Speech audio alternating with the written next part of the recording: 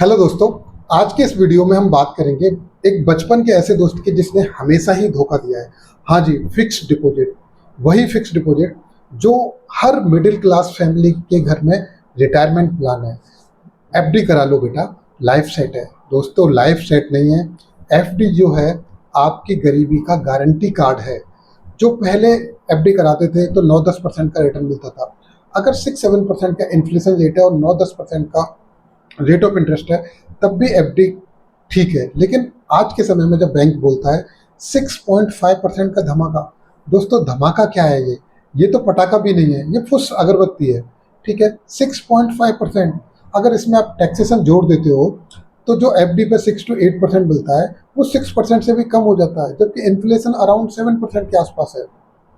तो आपका सारा पैसा तो इन्फ्लेशन खा रहा है।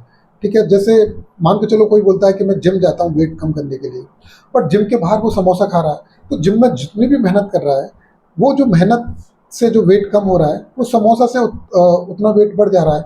यानी ओवरऑल जीरो रिजल्ट है, बल्कि जीरो से भी कम रिजल्ट है। ठीक है, तो कुछ लोग कहेंगे कि भाई एफडी तो सेफ है।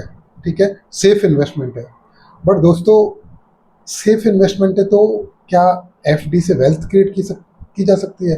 जैसे मम्मी बोलती हैं कि मैं अपनी बेटी की शादी शर्मा जी के लड़के से करूंगी क्योंकि सेफ है। अरे सेफ है तो रोमांस खत्म हो गया। अगर एफडी करा ली तो पैसा खत्म है दोस्तों। ठीक है, तो अगर आपको वेल्थ क्रिएट करनी है, ठीक है, तो एफडी राइट चॉइस नहीं है दोस्तों। ठीक है, एफडी में जो आपको रेट ऑफ इंटरेस्ट मिलता है वो इन्फ्लेशन जो है वो आपका खा जाता है। ठीक है, तो एफडी राइट चॉइस नहीं है। अगर आपको अगर इसको एक एग्जांपल से समझें कि अगर सपोज 6% का रेट ऑफ इंटरेस्ट मान के चलते हैं टैक्सेशन के बाद, तो 72 रूल लगाएं तो पैसा जो डबल है वो 12 ईयर्स में होगा। और अगर आप इंडेक्स फंड में इन्वेस्ट करते हो तो 12 to 14% मिलता है। 12% मान के चलते हैं, तो अगर आपने 10 लाख रुपए इन्वेस्ट किया एफडी में तो 12 साल बाद वो 20 लाख होगा, जबकि इंडेक्स फंड में वो 40 लाख होगा। दोस्तों, डबल का फर्क है। अगर इसी को 24 ईयर्स के लिए देखोगे आप, तो जो 10 लाख रुपए है वो एफडी में 24 ईयर्स में 40 लाख बनेगा, जबकि इंडेक्स फंड में वही 10 लाख 1 करोड़ 60 लाख रुपए बन जाएगा। यानी कि 1 करोड़ 20 लाख का डिफरेंस। यानी कि जो कंपाउंडिंग है वो आपकी एफडी में खत्म हो जाती है और फाइनली जो वेल्थ है वो क्रिएट नहीं होती है। मैं ये नहीं कह रहा आप एफडी मत कीजिए, एफडी कीजिए, लेकिन एफडी आपको दोस्त इमरजेंसी फंड के लिए करनी है। एफडी आपको लिक्विडिटी देती है। जहाँ कहीं पर भी इमरजेंसी फंड की ज़रूरत है उतने अमाउंट की आप एफडी जरूर कीजिए।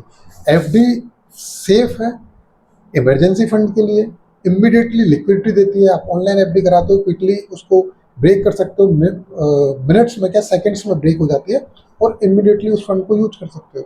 तो एफडी बिल्कुल ठीक है अगर आप इमरजेंसी फंड के लिए यूज कर रहे हो। अगर 5 से 10% अपने पोर्टफोलियो का एफडी में लगा रहे हो तो बिल्कुल ठीक है।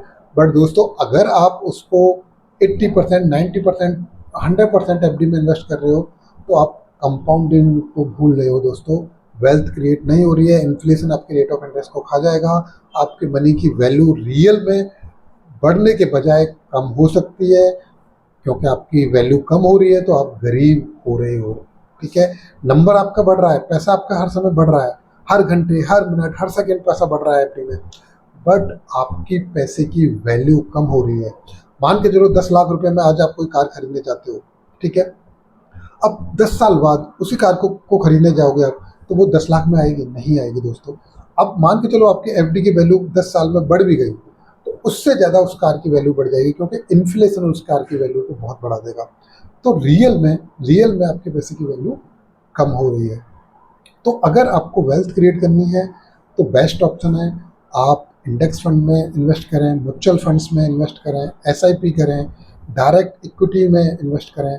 थोड़ा सा आप इन सब चीज़ों को लर्न करें। ठीक है, और पर्सनल फाइनेंस लर्न करें और वेल्थ क्रिएट करें। ठीक है, एफडी केवल इमरजेंसी फंड के लिए यूज कीजिए दोस्तों।